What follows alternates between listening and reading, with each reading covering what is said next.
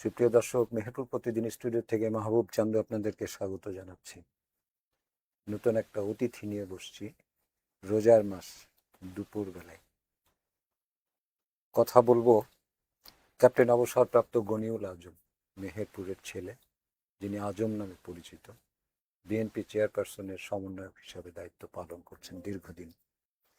পরিচালক সমন্বয় ওনার ডেজিগনেশন। আসলে নিরাপত্তার প্রশ্নে আমরা সাধারণ মানুষ খুব বেশি জানি না। আজম ভাই দীর্ঘদিন ধরে বিএনপি চেয়ারপারসন প্রয়াত প্রধানমন্ত্রী বেগম খালেদা জিয়ার একনিষ্ঠ নিরাপত্তা, নিরবিচ্ছিন্ন নিরাপত্তা দিয়ে এসছেন। বর্তমানে বিএনপি চেয়ারম্যান জনাব, বর্তমানের প্রধানমন্ত্রী জনাব তারেক রহমানের প্রশ্নেও ঠিক একই দায়িত্ব পালন করছেন। যতটুকু বলা সম্ভব একজন নিরাপত্তা কর্মকর্তা যতটুকু বলতে পারবেন, সেই কথাগুলো ওনার সাথে গল্প করার চেষ্টা করবো। নিশ্চয়ই আমাদের সাথে থাকবেন। জনাব গনিউল আজম, আপনাকে স্বাগত জানাচ্ছি এই মুক্ত কথা অনুষ্ঠানে। কেমন আছেন? ভাই, আপনাকেও স্বাগত জানাচ্ছি। আলহামদুলিল্লাহ, ভালো আছি। আমি সবাইকে সালাম জানাই, রমজানুল মোবারক। আপনার অনুষ্ঠানে যারা দর্শক রয়েছে, মেহেরপুরবাসী, সবাইকে রমজানুল মোবারক জানাই। এবং আপনার অনুষ্ঠান আসতে পেরে আমার নিজেরও ভালো লাগছে। আলোচনাটা যদি এইভাবে শুরু করি, আপনি যে দায়িত্বটা পালন করছেন, এই দায়িত্বে যাওয়ার আগে আপনার এই যে কর্মজীবন, সেনাবাহিনীতে আপনি চাকরিরত ছিলেন, কবে ঢুকলেন, কবে অবসর নিলেন, বা এই ব্যক্তিগত এই আলাপটুকু দিয়ে যদি শুরু করি। আমি মেহেরপুর জেলা স্কুলের ছাত্র। আচ্ছা। জেলা স্কুল থেকে 1996 সালে এসএসসি পাশ করে আমি কুষ্টিয়া গভর্নমেন্ট কলেজে ইন্টারমিডিয়েট পড়তে চলে যাই এবং 98-এ পাশ করবার পরপরই আইসিসবি দিয়ে 99-এ বাংলাদেশ সেনাবাহিনীতে যোগদান করি। আমি 2008 সাল পর্যন্ত বাংলাদেশ সেনাবাহিনীতে চাকরিরত ছিলাম। 2008 সালে যেদিন চাকরি ছাড়ি, তার পরের দিনই আমি একটা সরকারি চাকরিতে যোগদান করি, Bangladesh export processing zone authority, যেখানে আমি পরিচালক ছিলাম। ওখানে বিনিয়োগ উন্নয়ন, labour law, labour rights, export import commercial, এই সকল বিষয়গুলো দেখভাল করতাম। 2014 সালে আমি ওই চাকরিচ্যুত হই, যেটা মূলত রাজনৈতিক কারণে ছিল। ওখান থেকে চলে আসবার মনে হয় মাস দেড়েক মধ্যে আমি বেগম খালেদা জিয়া, আমাদের প্রয়াত নেত্রী, আমাদের মা, ওনার সিএসএফে ডাক পাই। তারপর থেকে আমি জিয়া পরিবারের সাথে রয়েছি এবং আমার কর্মকাণ্ড আপনারা যারা কাছ থেকে দেখেছেন, আশা করি আমি I was very honest to my work. এমনি বাড়ি তো হচ্ছে মেহেরপুরের মানুষ আপনি। অবশ্যই ইয়েতে আমি মনে প্রাণে সব দিক দিয়ে মেহেরপুরের মানুষ। আমার পুরোটা জুড়েই মেহেরপুর এবং আমজপি। সে অর্থে খুব বলা যায় যে খুব বড় একটা জায়গায় আহ, মেহেরপুরের প্রতিনিধিত্ব করছেন। এই জন্য আমরা গর্ববোধ করছি যে এই ধরনের খুব সেন্সিটিভ একটা জায়গায় আপনি একটা লম্বা সময় ধরে সেখানে আছেন। এই জবটা আপনার এই ইয়ের সদস্য হিসাবে যতদিন চাকরি করেছেন, সেটা রেজিমেন্টাল ফোর্স, সেখানে তো একটা ব্যাপার ছিল। এই যে আপনার বেগম খালেদা জিয়ার সাথে আপনি যে এই চাকরিতে যে আসলে আপনার এটা যদি আপনি যতটুকু বলতে পারবেন, কেমন আসলে এই পেশাটা? এখানে হয়তো আমরা যতটুকু জানি আপনি আসলে খুব বিশ্বস্ত মানুষ না হলে আপনি সেখানে যেতে পারতেন না। এই যে বিশ্বস্ততা, আপনাকে ট্রাস্ট করা, যদি এই আলোচনাটা একটু শুরুর দিকে করেন। আসলে যে বিশ্বস্ততার ইস্যুটা আসে না, শুরুর দিকে ইস্যুটা থাকে যে যে আমি কোন লাইনের মানুষ, কোন মতাদর্শের মানুষ, কি আচ্ছা। চিন্তা ভাবনা করি, এমন একটা মতাদর্শ নিয়ে ওখানে যাওয়া হয়। কিন্তু সময়ের পরিক্রমায় হুম একটার পর একটা টেস্টে ওই ট্রাস্টেড ইস্যুটা চলে আসে। হুম হুম আমরা যখন আমি যখন প্রয়াত দেশনেত্রী বেগম খালেদা জিয়ার সঙ্গে কাজ শুরু করি, আমার মনে আছে ওনার সাক্ষাৎকার হয়েছিল এবং ঈদের 2 দিন পর আমি মেহেরপুরে ছিলাম, হঠাৎ করে ডাক পড়লো, আমি ম্যাডামের সাথে সাক্ষাৎকারে গেলাম এবং এই সাক্ষাৎকারটা ছিল খুব ক্ষণস্থায়ী, 2 থেকে 3 মিনিটের। She was very busy. হুম ওর মধ্যে কিছু কথাবার্তা হয়েছিল। এখন আমার বেসিক্যালি এটা হচ্ছে নিরাপত্তার থেকে বেশি ইস্যু ছিল, আমার একটা শখের জায়গা ছিল যে আমার দেশ নেত্রী, তিনবারের প্রধানমন্ত্রী, ওনার সাথে কাজ করতে পারার জন্য এটা যে কোনো ক্যাপাসিটিতে হোক না কেন, আমার জন্য একটা বড় ব্যাপার। অ্যাম্বিশনের একটা বিষয় ছিল। আমরা মেহেরপুরের আমঝুবির ক্ষুদ্র একটা জায়গার মানুষ। আমরা আমাদের ফ্যামিলি কৃষক ফ্যামিলি। সে এরকম একটা জায়গা থেকে গিয়ে দেশের দেশনেত্রী শহীদ প্রেসিডেন্ট জিয়া রহমানের মিসেস, জিয়া ফ্যামিলির যে সুনাম, সবকিছু মিলে ওনার সাথে কাজ করার যে একটা মোহ ছিল, সেই মোহর বশে ওখানে যাওয়া। হুম। কিন্তু কাজ করার ক্ষেত্রে কিন্তু মোহ ছিল না, কাজ করার ক্ষেত্রে ছিল ভেরি টাফ। আমি যখন বেগম খালেদা জিয়া আমাদের মা ওনার সঙ্গে কাজ করে, তখন উনি বিরোধী দলে ছিলেন এবং সেই সময়টা ছিল অত্যন্ত বিপদসংকুল এবং টোটালটা একটা অ্যাডভার্স সিচুয়েশন ছিল। আমরা যেখানে গিয়েছি সেখানে নানা রকম বাধা বিপত্তি বেজ্জুতির মধ্যে আমরা কাজ করেছি। ইট ওয়াজ এ ভেরি লং জার্নি। আমি অল্প সময়ের এই সাক্ষাৎকারে আমি একটা একটা ঘটনা করে বললেও সারাদিন চলে যাবে। আমাদের বেজ্জুতির সাথে কত রকম বাধা বিপত্তির মধ্যে ওনার নিরাপত্তার বিষয়টা আমরা অক্ষুণ্ণ রেখেছি এবং সেক্ষেত্রে আমাদের যারা কলিগ ছিল, আমার মাথার উপরে যারা আমার বস ছিল, তাদের গাইডেন্সের কারণেই সেই সময়টা আমরা পার করতে পেরেছি। আপনারা দেখছেন যে কারণ বাজারে একটা ঘটনাতে আমাদের একটা কলিগের মারাত্মক রকম আহত হয়েছিল। কারণ বাজারের মধ্যে যুবলীগের সন্ডাগন্ডারা এরা মারধর করছিল এবং তাকে মারাত্মক রকম আহত করেছিল। সে ছেলেটা এখন প্রবাসী, অস্ট্রেলিয়াতে থাকে। তো এরকম ইস্যুগুলো কিন্তু আমাদের প্রত্যেকের ক্ষেত্রে এসেছে, কিন্তু আমাদের ডেডিকেশনের লেভেলটা এমন ছিল যে আমাদের ম্যাডামের মুখের দিকে তাকালে আমাদের সব কষ্ট ভুলে যেত এবং উনি আমাদের খুব অন করতেন। আমাদের যে কোনো ইস্যুতে উনি আমাদের পাশে দাঁড়াতেন। আমার মনে আছে অলমোস্ট প্রতি ঈদে ম্যাডাম একটা করে পাঞ্জাবি দিত আমাদের। হুম। তা এই পাঞ্জাবিটা পেলে যে আমাদের কি ভালো লাগতো। তো এই ছোট্ট একটা উপহারটা আমাদেরকে সারা জীবন স্মৃতির মতো আমরা বয়ে বেড়াতাম। ম্যাডাম খুব কনজারভেটিভ ছিলেন, কথা কম বলতেন। তারপরে দেখা যাচ্ছে যে ১ মাস পর একটা কথা বললে ওটা আমার কাছে মনে হতো যে আগামী ৬ মাস আমি খুব ভালো মতো মনোযোগ দিয়ে রেডি করতে পারবো। সো উনার সাথে আমাদের অনেক, অনেক স্মৃতি। ওনার ইন্সপিরেশনটা খুব চমৎকার, তাই না? আমার একটা ঘটনা মনে পড়ছে। আপনারা যদি মনে করতে পারেন যে রোহিঙ্গা ক্যাম্পে ম্যাডাম গিয়েছিলেন হুম। কক্সবাজারে। হুম। তো উনার পাশে উনি দাঁড়ায় আছেন, আমি উনার পাশে একটু নিচু হয়ে বসে আছি। একটা রোহিঙ্গা বাচ্চা পুরো শরীরে ঘা, নানা রকম স্কিন ডিজিজ। আমাদের ম্যাডাম তো অত্যন্ত পরিষ্কার পরিচ্ছন্ন হুম। মানুষ। হুম। তো আমাকে বর্তমানে মন্ত্রী, তারপরে এমপি আছে, আমাদের শ্যামাবয় আপা। উনি আমাকে রিকোয়েস্ট করল যে আজম ভাই বাচ্চাটা নিয়ে ম্যাডামের কোলে দিন। কিন্তু আমি সাহস পাচ্ছিলাম না। হুম। তারপরে দুলু ভাই আমাকে হচ্ছে রিকোয়েস্ট করলো, বলু ভাই। তো তাও আমি সাহস পাচ্ছিলাম যে ম্যাডামের দিকে তাকালাম। ম্যাডাম কোনো কথা বললো না, কিন্তু এমন একটা এক্সপ্রেশন দিল যে শি ওয়াজ অলসো এক্সপেক্টিং। হুম। আমি বাচ্চাটা নিয়ে ম্যাডামের কোলে হুম। দিয়ে দিলাম, যা থাকার যা থাকার হবে, কোনো সমস্যা নেই, আল্লাহ ভরসা দিয়ে ম্যাডামের কোলে দিয়ে দিলাম। হুম। এবং ম্যাডাম খুব ডিলাইটলি বাচ্চাটাকে কোলে নিলেন, এমন ভঙ্গিমে কোলেটা নিলেন। সেই সময় রোহিঙ্গা ইস্যুটা ওয়াজ ওয়ার্ল্ড ইম্পর্টেন্স ইস্যু। হুম। তো পুরো বিশ্বের ইন্টারন্যাশনাল নিউজগুলোতে ওই ছবিটা আসলো। ইট ওয়াজ a history that time. So ম্যাডামের কথোপকথন কম ছিল, the expression was very important এবং উনি হচ্ছে আমাদের জন্য আশীর্বাদ ছিল। আমি এখন আপনার সাথে কথা বলছি, কথা বলতে গেলেও কিন্তু আমি একটু আমার আবেগ চলে আবেগ আসছে। চলে। কারণ ওনার সাথে আমরা এত দীর্ঘদিন হ্যাঁ, কাজ করেছি, লম্বা আমাদের সময়। স্মৃতিগুলো, ওনার কঠিন সময়গুলো যখন উনি অবরুদ্ধ ছিলেন, সেই সময়গুলো ওনার পাশে ছিলাম। আপনি জানেন যে একটা টাইমে আমি মেহেরপুরে চলেও আসছিলাম। হুম। ম্যাডাম জেলে চলে যাবার পরে আমাদের চাকরি বাকরি ছিল না, ঢাকায় থাকার পরিস্থিতি ছিল না। কিছু অ্যাডমিনিস্ট্রেটিভ ইস্যু ছিল, যারা চাইতো না যে আমরা ঢাকা শহরে থাকি। আমি বাড়িতে চলে আসছিলাম। আমি মাঠে খেতে কাজ করেছি, আমি ঘাস লাগিয়েছি, গরুর খামার করেছি। সো আমার লাইফ ডিফারেন্ট হয়ে গেছে। আমি আশা করি নাই যে আবার হয়তোবা বাংলাদেশে কোনো সুদিন আসবে। আলহামদুলিল্লাহ আল্লাহ আসছে, আবার কাজ করছি।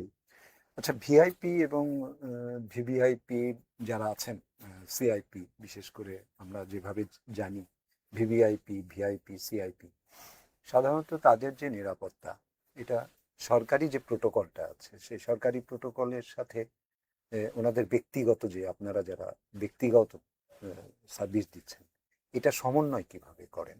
ওটা তো এসএসএফ মনে হয়, তারা এসএসএফ এর সাথে তো সমন্বয় করতে হয় আপনাদের। আমাদের বর্তমান প্রধানমন্ত্রী তো জাস্ট 17 তারিখে দায়িত্ব নিলেন। হুম। তো স্বাভাবিকভাবে একটা ট্রানজিশন পিরিয়ড চলছে। 17 বছর আমাদের জিয়া ফ্যামিলির সঙ্গে সরকারি প্রোটোকলের কোনো যোগাযোগ নেই। আমি গত 25 তারিখ থেকে জনাব তারেক রহমানের সাথে অলমোস্ট প্রতিটা সময় কাটিয়েছি। সো আমাদের আন্ডারস্ট্যান্ডিংটা এবং তাদের আন্ডারস্ট্যান্ডিংটা বুঝতে হয়তো 10-15 দিন কিংবা একটু সময় বেশি লাগবে। আলটিমেটলি যে ট্রানজিশন পিরিয়ড, সো এই সময়টার মধ্যে তারা তাদের টেক ওভার করে নেবে, এটাতে কোনো ইস্যু নেই। সরকারি পদে এসেছেন, সরকার দায়িত্ব নিবে, রাষ্ট্র দায়িত্ব নেবে, এটা খুব স্বাভাবিক। বিদায় বেলায় সবাইকে চলে যেতে হয়, আমাদেরকেও চলে যেতে হবে। আমি আমি মূলত জানতে চাচ্ছি যে যারা আমাদের অনুষ্ঠান দেখছে তারা হয়তো এই বিষয়গুলা আসলে জানে না, আপনাদের এই ভিভিআইপিদের যে নিরাপত্তা হুম। বা এইগুলাকে যে আপনারা সমন্বয় করেন। আমি যেটা জানতে চাইলাম যে এসএসএফ এর সাথে আপনাদের যে সমন্বয়, এখানে সমস্ত জায়গাতেই কি যেতে হয়? এসএসএফ এর সাথে কি আপনারা সমস্ত জায়গা কাভার করেন নাকি? আমরা মূলত আর নিরাপত্তার ওই প্রাইম রোলে আর নাই। আচ্ছা। আমরা মূলত ওনার ইনার সার্কেলে ছিলাম। হুম। ওনার যে আন্ডারস্ট্যান্ডিংটা, হুম। সে আন্ডারস্ট্যান্ডিংটা আমরা ট্রানজিশন করছি এসএসএফ এর কাছে। ওনার দেখবেন যে বর্তমানে প্রধানমন্ত্রী আগের যে কোনো প্রধানমন্ত্রীর থেকে প্রোটোকল কম নিচ্ছেন। ওনার সিকিউরিটির ধ্যান ধারণাটা একটু ভিন্ন। হুম। সো এসএসএফ যে ধরনের প্রোটোকল দিয়ে অভ্যস্ত, ঠিক সেম টাইপ হচ্ছে না।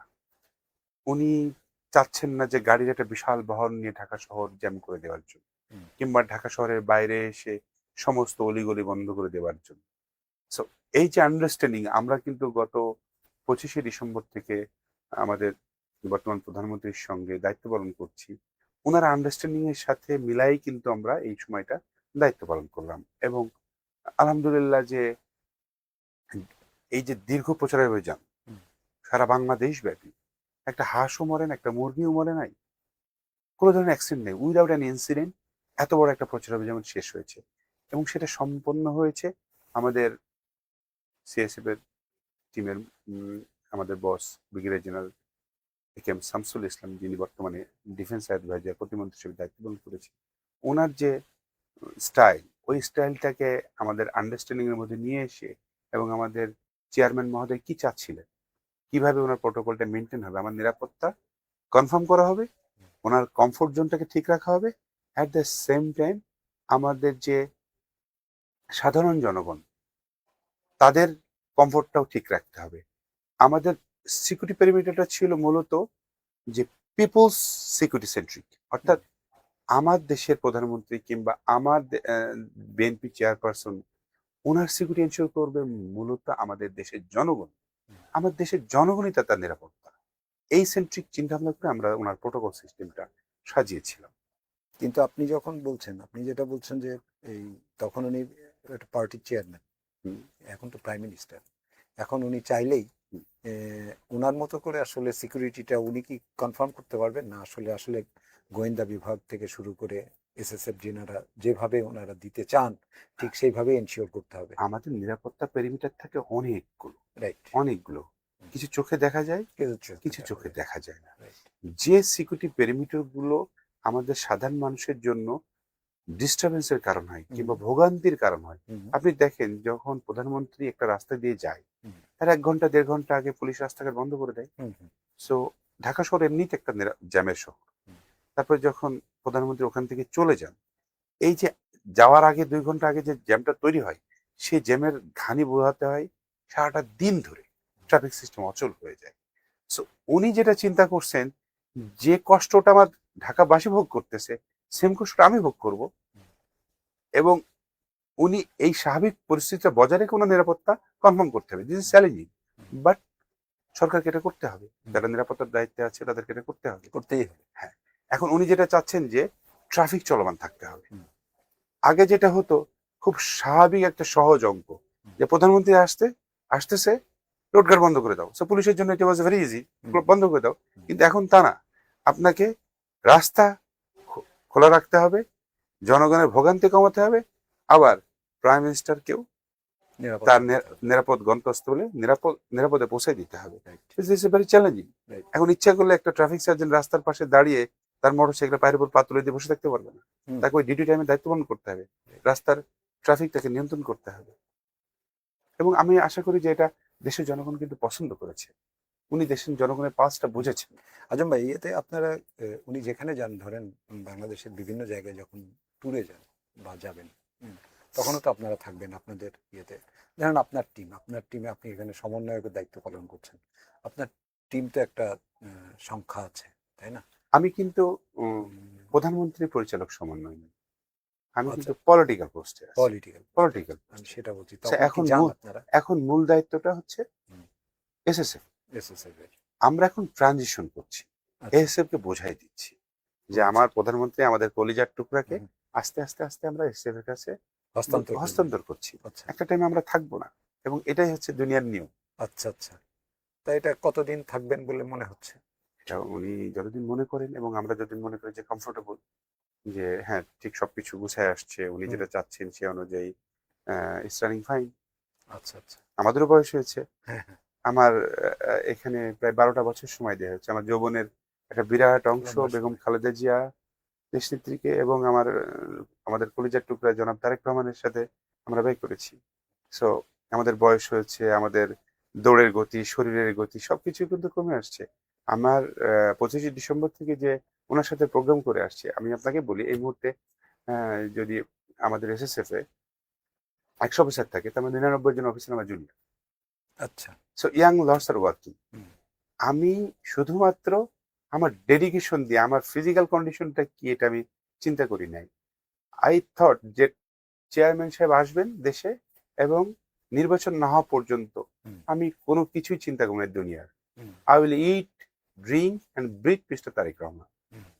এবং সেটার জন্য আমি আমার পরিবার, বাবা মা কারোর কথাই মনে রাখবো না, এবং সবাইকে ওইভাবে মোটিভেট করেছি যে এই 1-1.5 মাস সময় অল আউট যাবো আমরা। হুম। এবং আমাদের বর্তমান প্রধানমন্ত্রী দেখেছেন যে আমরা অল আউট গেছি, আমরা যে কোনো কিছুর জন্যই প্রস্তুত ছিলাম যে আমাদের বুকের উপর দিয়ে আমাদের কলিজার টুকরা, আমাদের চেয়ারপারসন জনাব তারেক রহমানের কিছু হবে, উইল নট টলারেট দ্যাট। আপনার এই লম্বা সময়ের এই এই ধরনের একটা চ্যালেঞ্জ গ্রহণ মানে এই পেশায় থাকা, আহ, সেটা আমাদের প্রয়াত প্রধানমন্ত্রী বেগম খালেদা জিয়া থেকে যদি শুরু করি, এর মধ্যে কি কি চ্যালেঞ্জ ছিল যদি আসলে দর্শকদের উদ্দেশ্যে বলেন যে। বেসিক্যালি চ্যালেঞ্জ বিষয়টা আমাদের মেহেরপুর বাসীর মধ্যে রয়েছে। এটা মানে আমাদের এই কুষ্টিয়া, মেহেরপুর, চুয়াডাঙ্গা হুম, এখানকার আবহাওয়া কোনো একটা প্রবলেম আছে আমাদের মধ্যে। হুম। এই চ্যালেঞ্জ নেওয়ার অভ্যাসগত একটা বিষয় আমাদের দেশের এই এলাকার মানুষের মধ্যে রয়েছে। আচ্ছা। আমি যখন আর্মিতে ছিলাম তখন একদিন আমাকে সিও, আমি বার্মা শিবির ক্যাম্পের ক্যাম্প কমান্ডার ছিলাম। তো একদিন হুম, আমাকে জিজ্ঞেস করতেছে, "আজব তোমার সাহস এত বেশি কেন? হুম, তোমাকে দেখি কিছু দুঃসাহসী কর্মকাণ্ড করো।" হুম, আমার কাছে মনে হয়েছে যে স্যার আমি হয়তো আমার এলাকার মেহেরপুর চুয়াডাঙ্গার লোকজন, কুষ্টিয়ার লোকজন একটু সাহসের ইস্যুটা আছে। একটা হচ্ছে কমান্ডো করেছি, আরো চ্যালেঞ্জিং কাজ করছি। সো ওই ইস্যুতে চ্যালেঞ্জ নেওয়ার একটা প্রবণতা রয়েছে। এখন যদি চ্যালেঞ্জের কথা বলেন যে ম্যাডাম এবং জনাব তারেক রহমানের ক্ষেত্রে যে চ্যালেঞ্জগুলো ইস্যুটা ছিল, আমি ম্যাডাম খালেদিয়ার ক্ষেত্রে বলবো যে ওই সময়টা ছিল একটা অ্যাডভার্স টাইম। হুম। সো অ্যাডভার্স টাইমে আমাদের না পুলিশ, না বিজিবি, না কোনো সরকারি সংস্থা থেকে ওইরকম সহযোগিতা পাওয়া যেত। তখন আমাদের সহযোগিতাটা ছিল মূলত আমাদের দলীয় নেতাকর্মী কেন্দ্রিক একটা সহযোগিতা, একটা বলয় ছিল। সেক্ষেত্রে আমরা সিকিউরিটি পেরিমিটারটা এখন হয়তোবা যেটা সাজাচ্ছে একটা বাহিনী দিয়ে, তখন সিকিউরিটি পেরিমিটার হয়তো ছাত্রদলের একটা ভেন্যুতে গিয়ে 20 জন 30 জনকে আমরা রিক্রুট করছি, তাদেরকে মোটিভেশন করছি যে আমরা এইভাবে কাজটা সারব। এবং এটা এত স্পন্টেনিয়াস ছিল, আমাদের দলের নেতাকর্মীরাও কিন্তু এই পরিমাণ ভালোবাসে যে তাদেরও কিন্তু লাইভ দিতে কোনো সমস্যা নেই। তো সেই ইস্যুতে আমরা তখন আমার দলীয় নেতাকর্মী দিয়ে আমরা ওই চ্যালেঞ্জ গুলা মেনটেন করতাম। আমরা ফেনী দিয়ে যাচ্ছি, তো আমরা ফেনী শহর পার হওয়ার আগে আগে হঠাৎ করে ককটেল ওরা শুরু করলো, বোম মারলো। তো এরকম ঘটনা কিন্তু বিভিন্ন ইনসিডেন্টে হয়েছে।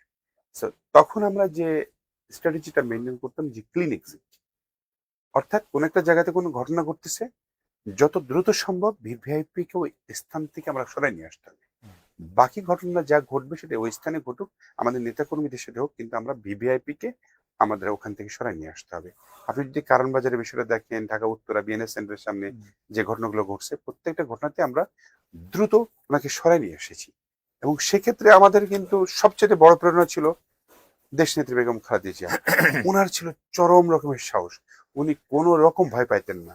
যেদিন কারণ বাজারে ঘটনা ঘটছে সেদিন ড্রাইভার তাকে জিজ্ঞেস করতেছে, ম্যাডাম আমরা কি গুলশান দিকে ফিরে যাবো? নো, আমরা পল্টনে যাব। তখন কেউ ডিসিশন দিতে পারছে না কোন দিকে যাবে। সো উনি হচ্ছে ওনার অফিসে যাওয়ার চিন্তা করছে, পল্টনে যাওয়ার চিন্তা ভাবনা করছে। উনি কখনোই ফ্যাসিস্ট হাসিনা রক্তচক্ষু কখনো একটা দিনের মধ্যে ওনার মধ্যে আমি ভীতি দেখিনি। কিন্তু এটাও ঠিক, উনি কখনো কিন্তু স্ল্যাং ইউজ করতেন না, কখনো বাজে শব্দ ইউজ করতেন না। ওনার যেটা ছিল কঠোরতা। আপনার এই চ্যালেঞ্জ গ্রহণের কথা মনে হলো যে যে এই অঞ্চলের মানুষ খুব চ্যালেঞ্জ গ্রহণ করতে জানে। ইতিহাসের কথাই যদি বলি একটু, যে জিয়াউর রহমানের যে কু হলো চিটাগংয়ে, সেখানে ক্যাপ্টেন আশরাফুল হাফিজ খান, যিনি ওনার বডিগার্ড ছিলেন, উনি শাহাদত বরণ করলেন জিয়াউর রহমানের সাথে, যার বাড়ি মেহেরপুর। জি, তাই না? হাফিজ স্যার। হ্যাঁ, হাফিজ স্যার, এই এসপি হামিদ খান সাহেবের ছেলে। আবার আমরা যদি আর একটা ইতিহাসের কথা বলি, যে বঙ্গবন্ধুকে হত্যার সময় দলিলুল হুদা ছিল আমাদের এই এতদ অঞ্চলের মানুষ। সেটা আইদার, মানে আমি অন্যভাবে ব্যাখ্যা করছি না, যে সাহসী মানুষ আর কি। আমি এটা বোঝাচ্ছি, আপনি যে চ্যালেঞ্জ গুলার কথা বলছেন, মেহেরপুরের মানুষ এই এলাকার মানুষের চ্যালেঞ্জ এই এলাকার চ্যালেঞ্জ মানুষের নিতে মধ্যে পারে সাহস আসলে। বেশি, চ্যালেঞ্জ নেওয়ার প্রবণতা বেশি। আপনি হুম, হাফিজ স্যারের কথা বললেন। গত বুধবারের দিন আমার পিজিআর কমান্ডারের সঙ্গে বসে লাঞ্চ করছি। আচ্ছা। তো উনি একটু পিজিআর এর ইতিহাস আমাকে বলতে চাইলেন। তো উনি কিছু দূর বলার পর আমি বললাম, স্যার আপনি কি জানেন যে এই ক্যাপ্টেন হাফিজ হচ্ছে আমার এলাকার মানুষ। হুম, পিজিআর এর যে গৌরবোজ্জ্বল ইতিহাস উনি গৌরবের সাথে বলছে। হুম। তো সেটা আমার কাছে আরো গৌরবের লাগছে যে যখন মেহেরপুরের মানুষটা প্রেসিডেন্ট হাফিজ। প্রেসিডেন্ট জিয়ার সঙ্গে 4 জন স্পট ডেড ছিল। জি। তার মধ্যে একজন অফিসার ছিলেন, তার মধ্যে ক্যাপ্টেন হাফিজ একজন। হুম, আমাদের প্রজন্মকে ইতিহাসগুলো জানা দরকার। এখানে একটা মনে হয় স্কুল রয়েছে। হ্যাঁ, ক্যাপ্টেন আহ, আশরাফুল হাফিজ খান অনেকে হয়তো জানে না সরকারি প্রাথমিক ক্যাপ্টেন বিদ্যালয়। হাফিজ হল রয়েছে। হুম, ক্যাপ্টেন হাফিজ রাস্তার নামকরণ আছে আমাদের ক্যান্টনমেন্টের বিভিন্ন রাস্তাতে আছে। তো হুম, এগুলো হয়তো আমরা দেখাতে পারি নাই কিংবা জাতি জানে না। হুম, আহ, আমার স্বাধীনতার পরে সর্বোচ্চ খেতাবপ্রাপ্ত অফিসার হচ্ছে স্বাধীনতার পরে, আমি স্বাধীনতার যুদ্ধ কেন্দ্রিক হুম। বলছি, স্বাধীনতার পরে ঘটনা কেন্দ্রিক সর্বোচ্চ খেতাবপ্রাপ্ত কর্মকর্তা হচ্ছে লেফটেন্যান্ট মুশফি, আচ্ছা। যিনি পার্বত্য চট্টগ্রামের বীরুত্তম হুম, হুম। উপাধি পেয়েছেন। সেও কিন্তু আমার প্যারেন্ট অফিসার। আমি ওয়ানফিল্ড রেজিমেন্ট আর্টিলারির আচ্ছা। কর্মকর্তা এবং ওয়ানফিল্ড রেজিমেন্ট আর্টিলারির স্বাধীনতা যুদ্ধে অংশগ্রহণ করেছি। So, আমার বেড়ে ওঠাটা যেমন মেহেরপুরে, হুম, ঠিক তেমনি আমি যে ইউনিটে আবার রেজ হয়েছি, যে ইউনিটের ধারাবাহিকতা বহন করছি, লিগাসি আমার মধ্যে রয়েছে, সেটা খুব সাহসিকতা একটা ইউনিটের সাথে। আপনি হাফিজ স্যারের কথা তুললেন, ভালো লাগলো। আমাদের বজলুল হুদা সাহেব, উনি হয়তো বা ওই ধরনের রিমার্কেশন আমাদের জাতি তাদেরকে দেয় নাই। আজকে জুলাই আন্দোলন কেন্দ্রিক আমরা জুলাই যারা যোদ্ধা বিপ্লবী তাদেরকে আমরা মূল্যায়ন করছি, জাতি কিন্তু ওইভাবে বজলুল হুদা সাহেবকে মূল্যায়ন করে নাই। না, সেটা আর একটা আলোচনা। হুম, সেটা আর একটা আলোচনা, আমি ওই আলোচনায় যাচ্ছি না। আচ্ছা, আমি আর একটা বিষয়ে কথা বলি। আমাদের, আপনি একটা গুরুত্বপূর্ণ, গুরুত্বপূর্ণ মানে কি, দেশের প্রাইম মিনিস্টারের সাথে যখন আপনি থাকছেন, নো ডাউট এটা আহ, এর সাধারণ মানুষের কাছে এটার গুরুত্ব খুবই অন্যরকম। আমি আলোচনাটা এই জায়গায় একটু যেতে চাচ্ছি। বাংলাদেশের সব কিছুতে একটা তদবির আছে, তদবির। হুম, হুম। আপনি প্রাইম মিনিস্টারের খুব কাছের মানুষ, আইদার প্রয়াত বেগম খালেদা জিয়া অথবা বর্তমান প্রাইম মিনিস্টার তারেক রহমান।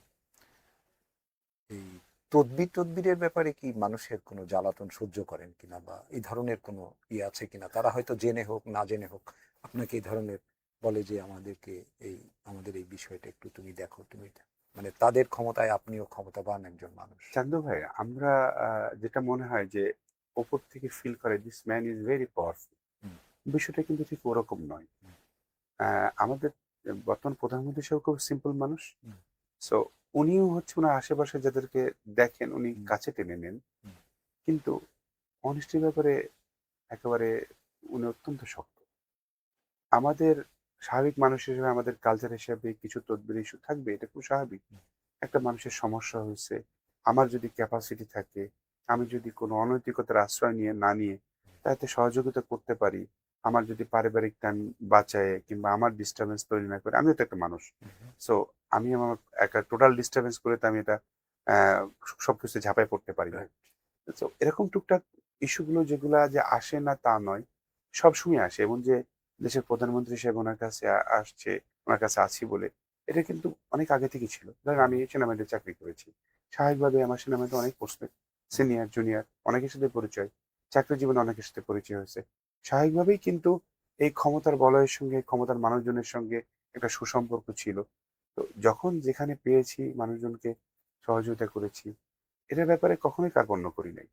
এবং এটাই কিন্তু স্ট্রেংথ, যে আপনি যদি দ্বিধাহীন চিত্তে আপনি একজন মানুষ বিপদে পড়েছে তার পাশে দাঁড়ান, আমার কাছে মনে হয় যদি এটা সম্প্রদান কারকে ফেলে যদি কাজগুলো করা হয়, তার একটা রেজাল্ট আল্লাহ তালার পক্ষ থেকে থাকে। আমি জানি, আপনাকে বলেছি আমার কথার মধ্যে, আমি একবার সেনাবাহিনীর চাকরি থেকে চলে আসছি, তারপর একটা সরকারি চাকরি থেকে চলে আসছি, বারবার পড়ে গেছে কিন্তু উঠে দাঁড়াইছি। এটা একমাত্র কারণই হচ্ছে যে মানুষের দোয়া, বাবা মার দোয়া। সবসময় সঠিক পথে থাকার চেষ্টা করছি একজন মানুষ হিসেবে। সবসময় পারি নাই, দোষে গুণে মিলে একজন মানুষ হিসেবে। বাট এই তদবিরটা যদি অনৈতিক না হয়, মানুষের পাশে তো দাঁড়াতে হবে। না, আমি অনৈতিক বলছি না, তবে অনৈতিকতার গন্ধ তো আছে। আমি যদি সাবেক প্রাইম মিনিস্টারের কথা বলি, তার এক কর্মচারী প্রধানমন্ত্রীর দপ্তরের 400 কোটি টাকার আহ, মালিক হলেন তৎকালীন প্রাইম মিনিস্টার। উনি নিজেই বললেন যে কেমনে সম্ভব সে 400 কোটি টাকার মালিক হলো। ওনাকে আমি যার কথা বলেছি ওনাকে আমি ব্যক্তিগতভাবে চিনি। আচ্ছা, এখন আমি এই কারণে বলছি যে যে এই ধরনের এলিগেশন, এটা হচ্ছে একটা এলিগেশন এটা, কিন্তু আমি সেই অর্থে বলছি না। যে আপনি যেহেতু একটা জায়গায় আছেন, সেই জায়গায় আমাদের এলাকার মানুষ হোক বা আপনাকে যারা অল ওভার বাংলাদেশ, সবাই যেহেতু আপনি কাছাকাছি থাকছেন, সবাইকে টেলিভিশনে দেখছে, আপনার ছবি দেখা যাচ্ছে যে আপনি দিচ্ছেন, আমরাও দেখেছি। সেক্ষেত্রে হয়তো আপনার কাছে হয়তো পার্টিকুলারলি কোনো একটা কাজ নিয়ে যায়। এটা এই ধরনের, সাধারণত এই ধরনের, এটাকে আমি যদি বলি এক ধরনের উটকা ঝামেলা। হ্যাঁ, এই ঝামেলা আপনাদেরকে ভোগ করতে হয় কিনা, আমি এটা ডিস্টারবেন্স তো এক পর্যায়ে থাকে। অনেক মানুষজন আছে, দেখা যাচ্ছে যে ফোন করতেছে এমন একটা ইস্যু নিয়ে যেখানে আমার কোনো ক্ষমতা নাই, আচ্ছা। কিংবা এমন একটা মানুষকে আমি ফোন দিব যে মানুষটা আমাকে চিনেও না। হুম, ধরেন আমি হচ্ছে পরিচালক সমন্বয়, কিন্তু উনি তো আমাকে চেনে না। হুম, So আমি ফোন দিলাম, আমি কোন পরিচালক সমন্বয় কিসের সমন্বয় তা বুঝাইতে আমার লাগবে আধা ঘন্টা। হুম, হুম, তা আমি উটকো ঝামেলাতে যাই না। হয়তো বা একটা ডাক্তারের সাথে আমার ভালো সম্পর্ক রয়েছে, হুম, কিছুদিন আগেই একজন ডাক্তারের কাছে আমি একটা বিষয় নিয়ে রিকোয়েস্ট করলাম যে ভাই হুম, একটু, আমাদের এলাকারই মানুষ, হুম, উনি আইসিইউতে সিট পাচ্ছিলেন না, হুম, স্ট্রোকের রোগী। হুম, সো আমি বলে ওটা হচ্ছে করাই দিয়েছি। তো পরের দিন উনি মারা গেছে। তো আমি কষ্ট লাগতেছিল যে একটা হুম, লাস্ট মুহূর্তে আইসিইউর ব্যবস্থা করতে পারলাম, কিন্তু ওনাকে উনি বাঁচলো না। বাট তার পরিবার কিন্তু এটা নিয়ে খুব সন্তুষ্ট ছিল। হুম, এখন আমি চুয়াডাঙ্গায় যাব, চুয়াডাঙ্গায় আপনি চান্দু ভাই আছেন, হুম, সো আপনাকে দেখা হলে আমি যদি কোনো বিপদে পড়ি আপনি আমার পাশে দাঁড়াবেন, এটা খুব স্বাভাবিক। আমরা যারা ঢাকা শহরে মেহেরপুরবাসী থাকি, আমাদের তো দায়িত্ব হচ্ছে আমাদের এলাকার মানুষের পাশে দাঁড়ানো। সো যেগুলো লিগাল সেগুলো আমাদের ক্যাপাসিটির ভিতরে অবশ্যই করতে হবে। বাট একটা মানুষের তো একটা লিমিট আছে, লিমিটের বাইরে তো নিঃসন্দেহে আমি নিজেও যাবো না, আপনিও যাবেন না, কেউ যাবে না। এবং ওই 400 কোটি 5,000 কোটি টাকার মালিকের স্বপ্ন দেখে যারা দেখবে, তাদের আলটিমেটলি পরিণতি কি হচ্ছে দেখতেছেন, যে এখন দেশ বিদেশ জেল জরিমানা করে। It is not a good example. এগুলো থেকে যদি শিক্ষা না নিয়ে আমার মতো আরো 5 জন যদি করে, তাহলে সে বিপদে পড়বে। খুব কাছাকাছি থাকার কারণে আপনাদের ব্যক্তিগত জীবন নিয়ে কি প্রাইম মিনিস্টাররা কখনো খোঁজ খবর রাখতেন? যে আজম কেমন আছো, তোমার পরিবার কেমন আছে, কিভাবে থাকছো, বা আনুষঙ্গিক খুব আমি মানে আটপৌড়ে কথা কি আর আপনার? পরে কথা বলতে কি, যে ম্যাডাম খালেদা জিয়ার হুম, স্টাইল একরকম হুম, এবং বর্তমান প্রধানমন্ত্রীর স্টাইল একরকম। হুম, ম্যাডাম খালেদা জিয়া খুব হুম, কথা কম বলতেন, হুম, খুবই কথা কম। হ্যাঁ, এবং কথা বলার মাত্রাটা এমন কম ছিল যে হয়তো বা মাসে 1 দিন 2 দিন কথা হচ্ছে, এবং হুম, সেটা খুবই লিমিটেড স্কেলে কথা হুম, হতো। হুম, কিন্তু ওনার ভালোবাসার টাচটা পাওয়া যেত।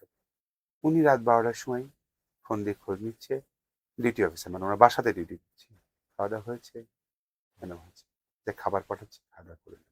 হুম, এবং আমি কিন্তু অনেক ছোট, হুম, বয়সের তুলনায় অনেক ছোট। আমাকে যখন আপনি করে বলতেন তখন আমার নিজেরই একটু ইতস্তত লাগতো।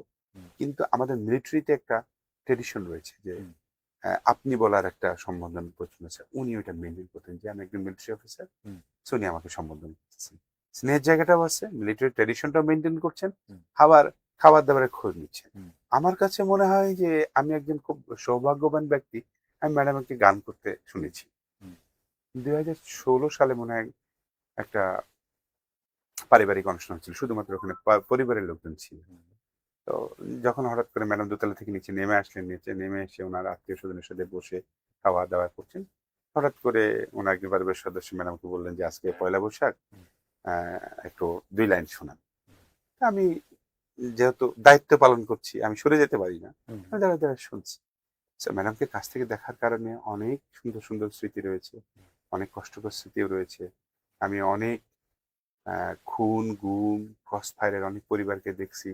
ম্যাডামের কাছে পরিবার নিয়ে বাচ্চা কাচ্চা নিয়ে এসেছে, ম্যাডাম কিছু করতে পারতেছেন, অসহায়ের মতো কথাগুলো শুনছেন, এবং ওনার এই যে অসহায়ত্ব, সেই অসহায়ত্বগুলো আমাদেরকে খুব ব্যথিত করতো। হুম। আমাদের এই অনুষ্ঠানটা দেখছেন অনেকেই, তার মধ্যে রাফি হাসান হাসান, তারপরে আছে এম এ সিমন, আমাদের মেহেরপুর প্রতিদিনের প্রকাশক, আচ্ছা, তারপরে আছে এমডি ইয়াসিন ভাইয়ের জন্য শুভকামনা রইল, পারভেজ পাভেল তপন, তারপরে আছেন রেস্তোরাঁ স্বাদবিলাস মেহেরপুর, তানভীর, তারপরে আছেন সুমন চৌধুরী, আশিক রেজা। আপনাদের সকলকে এই অনুষ্ঠানের পক্ষ থেকে ধন্যবাদ জানাচ্ছি আমাদের এই অনুষ্ঠান দেখার জন্য। যেটা বলছিলাম যে এই যে আহ, এই ধরনের একটা পেশা, এই এটাকে কি আসলে কিভাবে আপনি মূল্যায়ন করবেন? এটা কি আপনার বিশেষ কোনো অর্জন, আহ, নাকি কোনো কারণে হঠাৎ একটা প্রাপ্তি? আমি আসলে আপনাকে এটাকে কিভাবে বোঝাবো যে এটাই তো আর আবেদন করে এই কাজটা হয় না। না, আমি এটা বোঝাচ্ছি এই কারণে যে আপনি কি এটা একটা প্রাপ্তি মনে করেন, নাকি আপনার ওখানে এই দায়িত্বটা এটা পাওয়ার বিরাট ক্ষেত্রে? প্রাপ্তি, এটা কখনোই কোনো পেশার মধ্যে ফেলি না। আচ্ছা। এটা পেশা মোটেও নয়। হুম, পেশার একটা নির্দিষ্ট টাইম টেবল থাকে, অবশ্যই। নির্দিষ্ট টাইমে যাওয়া, নির্দিষ্ট টাইমে আসা, হুম, তার একটা জব ডেসক্রিপশন থাকে, কি হুম, করতে পারবো কি করতে পারবো না, এই বিষয়গুলো থাকে। হুম, সো এটা হচ্ছে পেশার বদলে আমি বলতে পারি ভালোবাসা। হুম। আমার মনে আছে যে টানা 34-35 ঘন্টা আমরা ডিউটি করছি ম্যাডামের সাথে, আচ্ছা। টানা 30 কিলো হাঁটতেছি। ম্যাডাম যখন লাস্ট সফরে, 2018 নির্বাচনের আগে লাস্ট সফরে যখন সিলেট যান, হুম, আমার মনে আছে যে আমি 30-35 কিলো রাস্তা ম্যাডামের সাথে হাঁটতে হাঁটতে গেছি। আচ্ছা। ম্যাডাম প্রচুর জায়গায় দাঁড়াতো, কিলো পর কিলো উনি মানুষের সঙ্গে হাত মিলাচ্ছে। সো আমার শারীরিক কষ্ট হচ্ছে, তারপরও আমার মনে হচ্ছে যতক্ষণ ম্যাডামের বুলেট প্রুফ গাড়ির জানালার কাজটা খোলা আছে ততক্ষণ মধ্যে ম্যাডামের পাশে থাকবে, আমি যেন টাইম মতো ওনার কাছে রেসপন্স করতে পারি। 25শে ডিসেম্বর আপনারা খেয়াল করছেন কিনা জানি না, আমরা ঢাকা এয়ারপোর্ট থেকে একেবারে জনসভাস্থল পর্যন্ত পুরোটা রাস্তা হাঁটছি, ওখানকার প্রোগ্রাম শেষ করে আবার এবারকার পর্যন্ত হাঁটতে হাঁটতে গেছি। এবং এটা কিন্তু এই খুব বেশি দূরত্ব না, 10-15 কিলোমিটার দূর, বাট 1 কিলো যেতে আমার লাগে 2 ঘন্টা, এবং জনগণ ঠেলতে ঠেলতে যেতে হয়, গোতা লাগে। আমার ওই দিন 20 থেকে 25টা জায়গায় শরীরের বিভিন্ন জায়গাতে ছিঁড়ছে, হুম, এত মানুষজন, এত যন্ত্রণাদায়ক। আমরা এই জিনিসটা কিন্তু কখনোই মনে করি না যে এটা আমার কোনো জব, আমাকে এই টাইমে তো আমি অনেকক্ষণ হাঁটলাম, ঠিক আছে আমি একটু গাড়িতে উঠি। আমার কাছে যতক্ষণ মনে হচ্ছে যে চেয়ারম্যান সাহেব বাইরে আছে, চেয়ারম্যান সাহেব গাড়িতে আছে, গাড়ি থেকে নামতেছে, পুরো টাইমটা আমরা কেয়ারফুল থাকার চেষ্টা করি, আমরা বিভিন্ন রকম সার্কিট ইউজ করি। যখন ওনার প্রচারাভিযান শুরু হলো, আমার মনে আছে দিনের পর দিন আমি 18 ঘন্টা 19 ঘন্টা করে প্রতিদিন জেগে জেগে থাকতেছি। ইভেন আমি তো থাকি ঢাকাতে। তো এমন পর্যায়ে হয়ে গেল যে আমি সোনারগাঁ থেকে এসে নেক্সট প্রোগ্রাম ভেন্যু ধরতে গেলে আমার 2 ঘন্টা 3 ঘন্টা রেস্ট টাইম পাচ্ছি। সো আমি বাসাতে না গিয়ে একটা হোটেলে 2 ঘন্টার জন্য থেকে আবার হচ্ছে মুভ করছি, হুম, যে আমার বাসাতে গিয়ে আমি রেস্ট নিয়ে আবার যে ফিরবো আমার লেট হয়ে যেতে পারে, কিংবা আমি ঘুম থেকে উঠতে না পারি। সো একটা টিম নিয়ে আমি এক জায়গায় থেকে যাই, এবং পরবর্তী মুভে আমরা অংশগ্রহণ করছি। এবং এটার জন্য যারা আমাদের মাথার উপরে ছিল তারাও ফিল করছে যে আমরা কখনো কোনো ক্লান্তি বোধ করিনি, যে অমুক জন একটু কম কষ্ট করছে, আমি একটু এত বেশি করছি কেন। আমার কাছে মনে হয়েছে this time is very precise. হুম, অর্থাৎ 12 তারিখের পর তো আমি আমাদের দেশ নায়ক জনাব তারেক রহমানকে কাছে পাবো না, সো এই টাইমটা আমার যতটা যাচ্ছে ততটা ফুরাই যাচ্ছে। হুম। সো আমার যেটুকু বাকি আছে এই টাইমটা আমি পূর্ণ ব্যবহার করব, ওনার কাছাকাছি থাকার চেষ্টা করব, ওনার জন্য শ্রম দিব। এই কারণে আমার কাছে কখনোই হচ্ছে এটাকে পেশা বলে মনে হয়, এটা মনে হচ্ছে যে ডেডিকেশন। ডেডিকেশন। ইয়েতে এমন কোনো ঘটনা যেখানে খুব ঝুঁকির মধ্যে পড়েছিলেন, যতটা বলা যায় আপনি ততটা হয়তো। ঝুঁকির মধ্যে বলা যায়, এখন অনেক কথাই বলা যায়, কারণ গেম ইজ ওভার। রাইট। আমরা লাস্ট যে প্রোগ্রামটা করেছি ঢাকাতে, অর্থাৎ প্রচার অভিযানের লাস্ট ভেন্যু, ওই ভেন্যুটাতে আমি মূলত এই আমাদের জনাব তারেক রহমান বর্তমান প্রধানমন্ত্রী অ্যাডভান্স অফিসার ছিলাম, অর্থাৎ উনি যেখানে যাইতেন সেখানে আমি একবার আগে রেকি করতাম। রেকি করে রিকোয়ারমেন্টগুলো রাজনীতি নেতৃবৃন্দকে বুঝাই দিতাম। আবার যখন প্রধানমন্ত্রী যাওয়ার সময় হতো ওই ভেন্যুতে আমি সবার আগে পৌঁছাতাম। সবার আগে পৌঁছায় আমি ভেন্যু রেডি করে ওনাকে আমি রিসিভ করতাম। উনি ভেন্যুতে আসার 5 মিনিটের মধ্যে আমি ওই ভেন্যু ত্যাগ করে নেক্সট ভেন্যুতে চলে যেতাম। ওই দিন তো 7টা করে প্রোগ্রাম।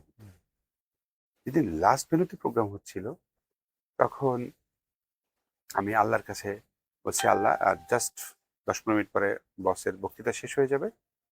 আল্লাহর কাছে আমি শুকরিয়া আদায় করবো যে যে দায়িত্ব মহান আল্লাহ তালা আমার উপর অর্পণ করেছিল আমি সুসম্পন্ন করতে পারবো। ইট ওয়াজ ভেরি এমিনেন্ট। বক্তৃতা শেষ হয়ে গেল, ভালো লাগতেছে। হঠাৎ করে দেখি আমার পায়ের নিচে যে মঞ্চের একটা বাটাম ঠাস করে ভেঙে গেল। তো ওখানে আমার পাশে বর্তমানে যে এডিশনাল প্রেস সেক্রেটারি রুমন ভাই ঠিক আমার বাম পাশে দাঁড়ায় ছিল। উনি জাস্ট ভাইয়া বলে একবার একটু চিৎকার দিয়ে উঠল। আমি চিন্তা করতেছি যে কি করব, it is fraction of second. তো হঠাৎ করে দেখলাম যে আরেকটা মঞ্চের আরেকটা বাটাম টাস করে ভেঙে গেল এবং মঞ্চটা একটু নিচু হয়ে গেল। তখন আমি চিন্তা না করে বর্তমান প্রধানমন্ত্রীকে একটা হাত ধরে, এবং নর্মালি আমরা ডিউটি করতে গিয়ে টাচ করি না আমাকে, আমি হাত ধরে টান মারছি এবং ওনার যে প্রধান নিরাপত্তা কর্মকর্তা ছিলেন ওনার কোমরটা ধরায় এক প্রকার ওনার আপত্তি সত্ত্বেও আমরা সরাই সামনে যে এক্সটেন্ডেড অংশ ছিল, অংশ ছিল ওদিকে টেনে নিয়ে আসছি এবং ওই দিন 5 to 10 সেকেন্ডের মধ্যে আমরা মঞ্চ ত্যাগ করে নিয়ে আসছি। তো আল্লাহর কাছে অনেক শুক্রিয়া যে মঞ্চগুলো তো অনেক 6 ফিট 7 ফিট উঁচা হয় এবং নিচে প্রচুর বাটাম দেওয়া থাকে, গোজ দেওয়া থাকে। একটা দুর্ঘটনা ঘটে গেলে কিন্তু it could be very fatal. আরেকটা জায়গা ঘটনা করছে বগুড়াতে। বগুড়ার বিষয় ছিল বেসিক্যালি হচ্ছে একটা আবেগের জায়গা। আমাদের বর্তমান প্রধানমন্ত্রীর যে ওই বগুড়ার মানুষ যে তাকে কিভাবে দেখে, কিভাবে ওন করে, বগুড়া শহরে না গেলে বোঝা যাবে না। টোটাল একটা ডিফারেন্ট পরিবেশ। ওখানে নিরাপত্তার সমস্ত সার্কিট ব্রেক হয়ে গেছে, কোনো কিছু ঠিক রাখতে পারিনি।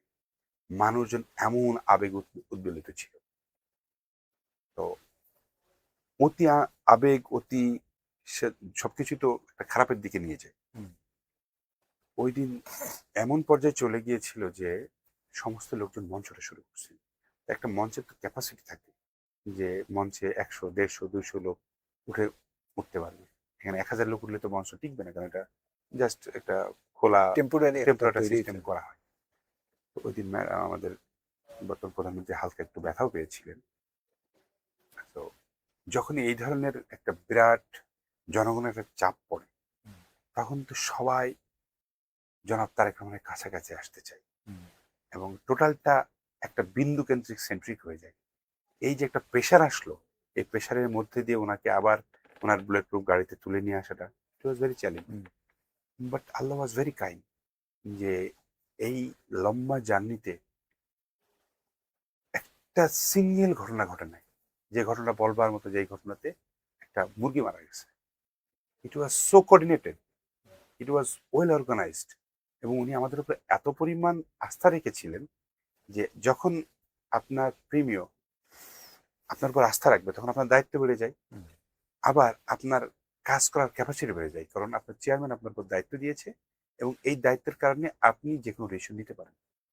সো এই ডিসিশন নেওয়ার ক্ষমতাটা আমরা যে দীর্ঘদিন দেশনেত্রী বেগম খালেদা জিয়ার সঙ্গে দায়িত্ব পালন করেছি, আমাদের যে একটা এক্সপিরিয়েন্স রয়েছে এবং আমাদের সারা দেশব্যাপী জনগণের সাথে যে কানেকশন নেতা কর্মীদের সাথে, যেহেতু অনেকদিন ধরে কাজ করছি গুলশান অবশ্য, তো স্বাভাবিকভাবেই সব জেলার নেতা কর্মীদেরকে আমরা চিনি হুম। এবং তারাও আমাদের উপর আস্থা রাখে যে না উনি যেটা বলতেছে এটা রাখা যায়।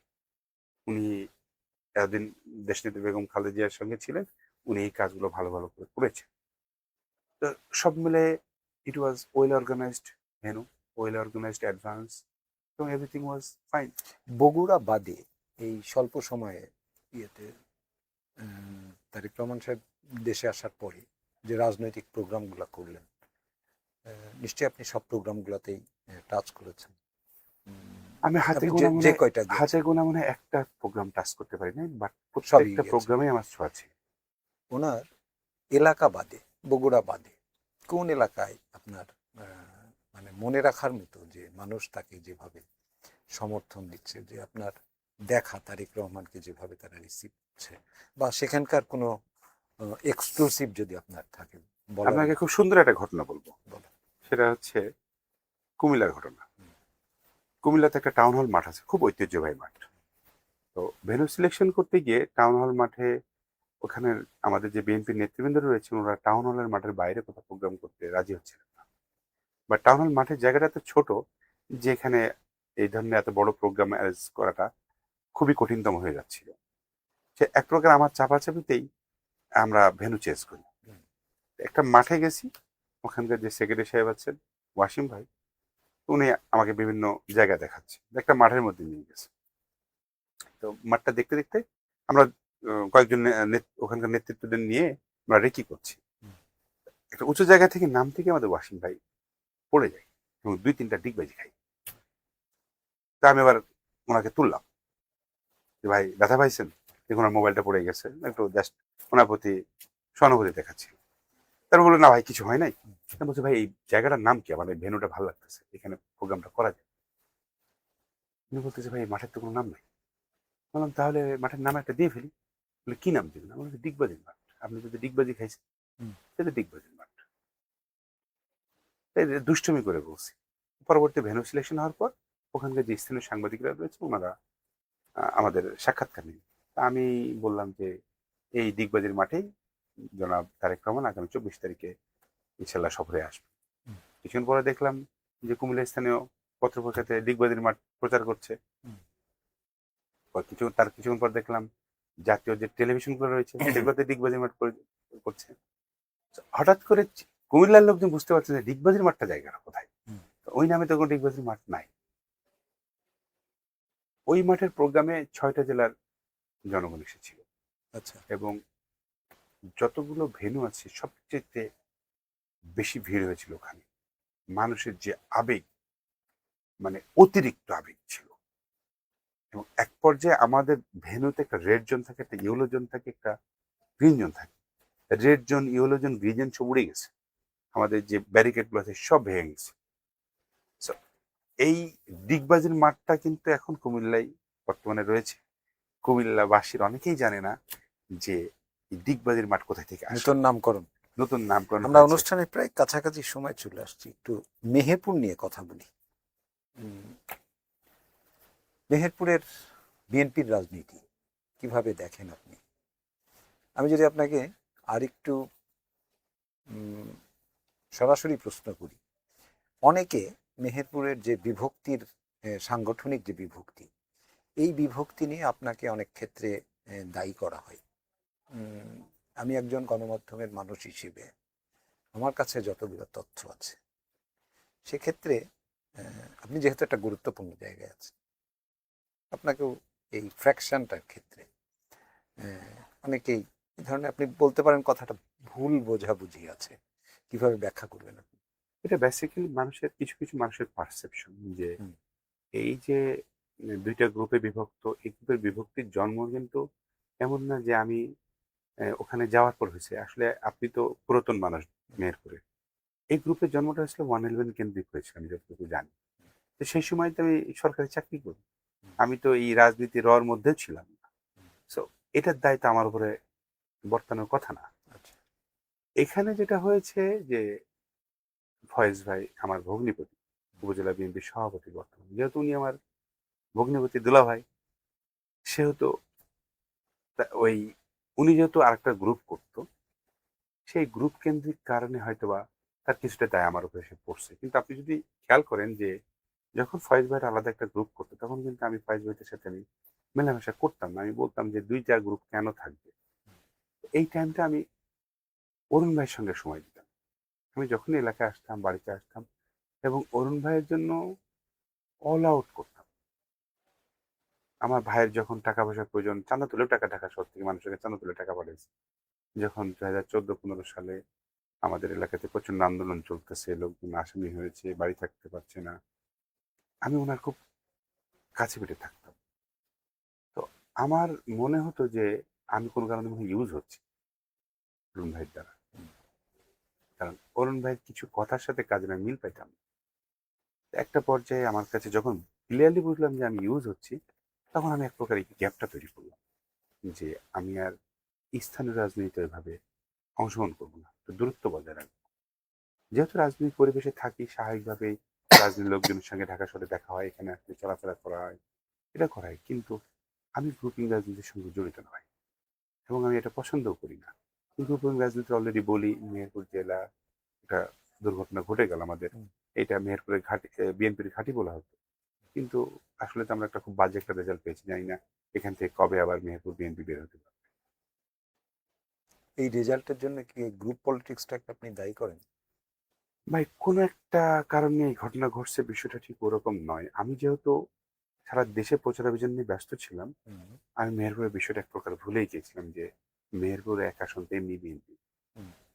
কিংবা মেহেরপুর দুইয়েও বিএনপি একটা বিরাট শক্ত অবস্থান আছে। তো এই আসন পাওয়া পাওয়া নিয়ে এত মাথা ব্যথা করার কোনো কারণ আছে বলে মনে হয় না। আর গ্রুপিং পলিটিক্স এর কারণে তো এই অতিরিক্ত আত্মবিশ্বাসও তো আপনাদের এই নেগেটিভ একটা রেজাল্ট, এটাও তো কারণ হতে পারে। অতিরিক্ত আত্মবিশ্বাস অবশ্যই একটা কারণ, যে আমাদের অরুণ ভাইয়ের অতিরিক্ত আত্মবিশ্বাস ছিল হুম। যে সে দীর্ঘদিন ধরে এখানকার মাটি মানুষকে খুব ভালো মতো কাছ থেকে চিনছে, কিন্তু মানুষের মধ্যে যেটা পরিবর্তন এসছে ওটা হয়তো উনি লক্ষ্য করেন নাই। আদারওয়াইজ তো এরকম ফল হওয়ার কথা না। এখানে আওয়ামী লীগ যেহেতু ভোটে অংশগ্রহণ করে নাই, আওয়ামী লীগের একটা ভোট ব্যাংক রয়েছে, সেই ভোট ব্যাংকটা তো যে কোনো জায়গায় পড়ে থাকবে না, এটা ইউজ হবে কোনো না কোনো জায়গায়। সেই ইউজটা জামাত ভালো মতো করতে পেরেছে। জামাতের ভোটটা তো সর্বোচ্চ 34,000 ছিল, সেটা কি 1,21,000 পর্যন্ত টানার মতো ক্যাপাসিটি ভাই ছিল জামাতের ভাই আমি সাংগঠনিক ভাবে? আসলে এই ডেটা সম্পর্কে কিন্তু আমার খুব একটা ধারণা নেই যে 34,000 ছিল না 20,000 ছিল, এরকম আমার ধারণা নেই, না, এটা নিয়ে। এখানে সর্বোচ্চ যে সবচেয়ে ভালো ক্যান্ডিডেট যদি বলি, যে সমীর হাজি সাহেব, প্রয়াত সমীর হাজি সাহেব, উনি ক্যান্ডিডেট ছিলেন, ঠিক আছে?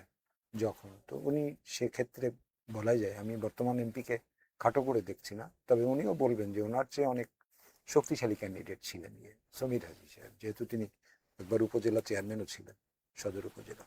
তা এখন আপনাদের এই অভ্যন্তরীণ যে বিভক্তি, অভ্যন্তরীণ যে একটা ফ্র্যাকশন, এটার কারণে দেখা যাচ্ছে যে জামাত একটা সুবিধা পেয়ে গেল, পাশাপাশি সময়ের বিবেচনায় জামাতের ক্রেডিবিলিটি হয়তোবা মানুষের কাছে নানান এখানে কারণে। জামাতের ক্রেডিবিলিটি কোনো অংশ তো বাড়েই নাই, বরঞ্চ হুম। কমেছে আমার হুম। কাছে মনে হয়। বাট আমাদের যে দুর্বলতা, হুম। সেটার সুযোগটা বরঞ্চ জামাত নিয়েছে। আপনি যেটা বললেন যে এই যে বিভক্তি বিষয়গুলো নিয়ে, যে নিজেদের মধ্যে যে একটা মানসিক দ্বন্দ্ব, এটা একটা একটা অনেকগুলো অনুষঙ্গের মধ্যে একটা অনুষঙ্গ, কিন্তু এর থেকে বড় বড় অনুষঙ্গ কাজ করেছে। যেমন ধরেন, আমি দেখলাম 5ই আগস্টের পরে আমাদের মেহেরপুর বিএনপিতে যদি ক্ষতিগ্রস্ত নেতা চিন্তা করা হয়, হুম। আমাদের আমজীবন ইউনিয়নের সাইফুল চেয়ারম্যান কিন্তু অত্যন্ত ক্ষতিগ্রস্ত। হুম। তো যদি ক্ষতিগ্রস্ত হিসাবে ওনার যে রাগ, ক্ষোভ, কষ্ট যেটা আছে, ওটা যদি বহিঃপ্রকাশ করা হয়, তাহলে অনেক মানুষই এই পৃথিবীতে থাকবে না। সো এই কারণে রিকনসিলেশনের প্রয়োজন। এই রিকনসিলেশনের ইস্যুটা বোঝে না অনেক অনেক মানুষজন। এখন একটা এলাকার আওয়ামী লীগের সমস্ত মানুষই তো ওই ফ্যাসিস্ট হাসিনার পাপের দায়ভার বহন করবে না। যারা নেতৃবৃন্দ ছিল, যারা তার আকাম কুকামের সঙ্গে জড়িত ছিল, তাদের সে আলাদা। কিন্তু একটা জনপদের মানুষ তো শান্তিতে থাকতে চায়।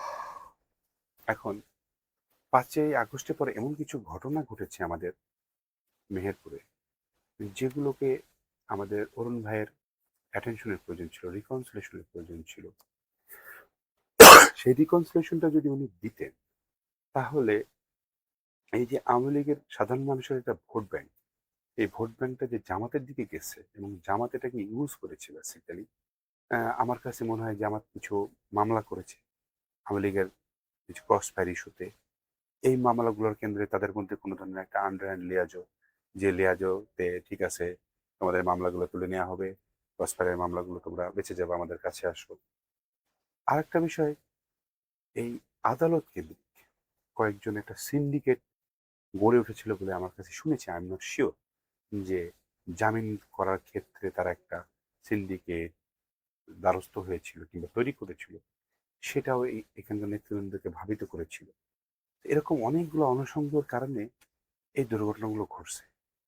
এখন এখান থেকে বের হবার জন্য তাদেরকে আত্মসমালোচনা করার প্রয়োজন আছে।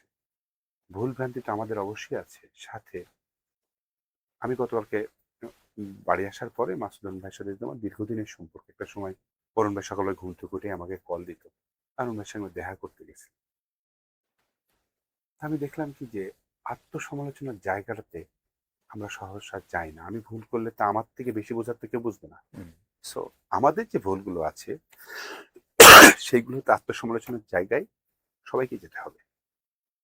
বিএনপিটা একটা ওপেন দল, তো এই দলে মানুষ আস্থা রাখবে। সারা দেশের মানুষজন বিএনপিতে আস্থা রাখলো, আর এখানে কেমন ঘটনা ঘটলো মেহেরপুর, চুয়াডাঙ্গা, কুষ্টিয়াতে, যে আস্থার জায়গাটা নষ্ট হলো। খুলনা ডিভিশনেই তো এক ধরনের 36টা সিটের মধ্যে 25টা সিটই তো জামাতের। হ্যাঁ, এটা নিয়ে গবেষণা করার প্রয়োজন আছে। বিএনপি নেতৃবৃন্দ যারা এটা নিয়ে কাজ করেন, আমি এটা রাইট পার্সন না, বাট সাধারণ মানুষ হিসেবে আমি চিন্তা করি যে আমাদের এই খুলনা অঞ্চলে কি এমন ঘটনা ঘটছে যে কারণে আমাদের এত বড় আচ্ছা, এটা বিপর্যয় যদি হলো। এটা তো একটা কথা চাউর আছে, এরকম বলাই যায় যে চুক্তিভিত্তিক যে নিয়োগ দিয়েছিলেন মন্ত্রী পরিষদ সচিব, ওনার বাড়ি তো হচ্ছে সাতক্ষীরা। সাতক্ষীরা 4টা সিটি পেয়েছে। তো আমরা তো একটা সময় পর্যন্ত শুনলাম যে প্রায় 60% ডিসি নিয়োগ হয়েছে জামাতের ইয়েতে পরামর্শে।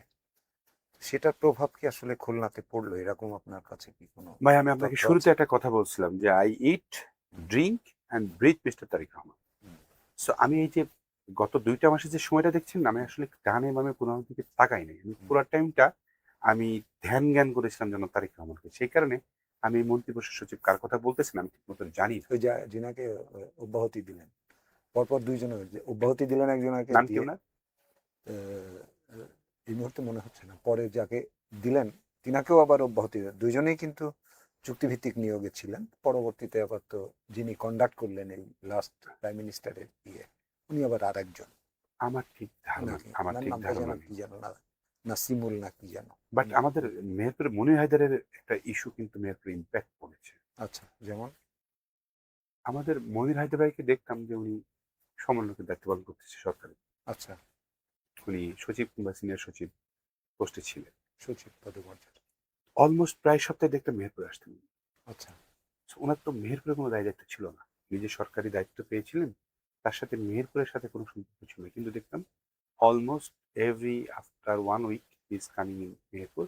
এবং শুক্র শনিবার এই জিনিসটা হুম হুম, মেহেরপুর জেলা প্রশাসন, পুলিশ প্রশাসন এই টাইমটা তার পিছনে ব্যয় করতেছে। আমি কয়েকবার বাড়িতে এসে দেখেছি। তো যেহেতু উনি একটা সরকারের চেয়ারে ছিল। চেয়ারে বসেছিলেন এবং ওনার ব্যাকগ্রাউন্ড কিন্তু জামাত, হুম, আমাদের এলাকার মানুষ আমরা একে অপরকে চিনি। কিন্তু সেম টাইমে দেখলাম যে আমাদের বিএনপির প্রায় নেতা তার কাছে দৌড়াচ্ছে। এখন এখানকার যে মেহেরপুরে ডিসি সাহেব বর্তমানে আছেন, ওনার ব্যাপারে খুব প্রচলিত কথা হচ্ছে যে উনি জামাতের আমির হয়ে গেছিলেন, এরকম একটা কথা আমি বাড়ি আসার পর শুনতে পেয়েছি। কারণ ওনার ডিলিংসটা কেমন ছিল তা আমি চোখে দেখি নাই।